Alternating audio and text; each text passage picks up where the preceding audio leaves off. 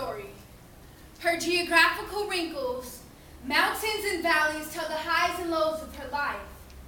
On nights like this, I read her. Her wrinkles remind me she's a victim of time, escaped.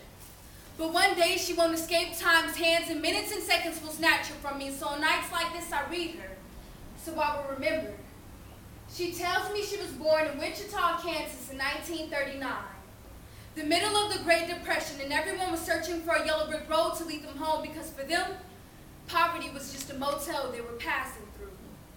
She tells me of her childhood, of sweet strawberry sundaes for 15 cents in 1951, of her and her siblings' love for their father, the army man, running up to him after dinner, poking their stomachs out so he could feel who was the fullest, feel who loved him most.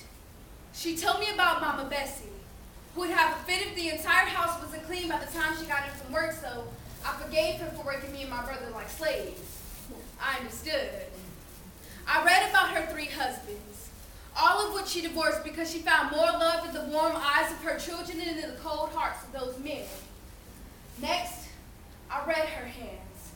From their rigid roughness, I can see that she has always had to work, from the computers to the vegetable garden. From parent-teacher meetings to the kitchen stove, she worked and still she struggled.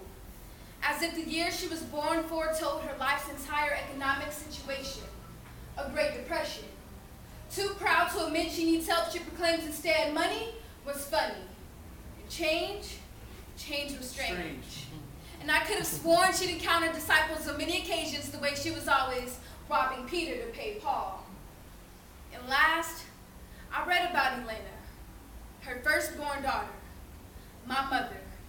I found her hidden in the epigraph of my granny's heart. Her pain undecipherable to the unchained eye, but to a girl who had to her just as well it was made plain once I actually looked. I thought my mother's homegoing only affected me. I didn't realize it read pages out of her book as well.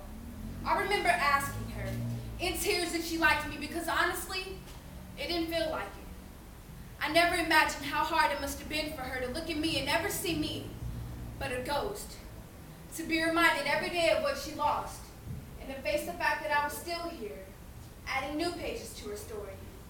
I'm sorry, Granny. I'm sorry for letting you sit in the bookshelf of my life collecting dust. I'm sorry for ignoring your story that time so eloquently wrote all over you.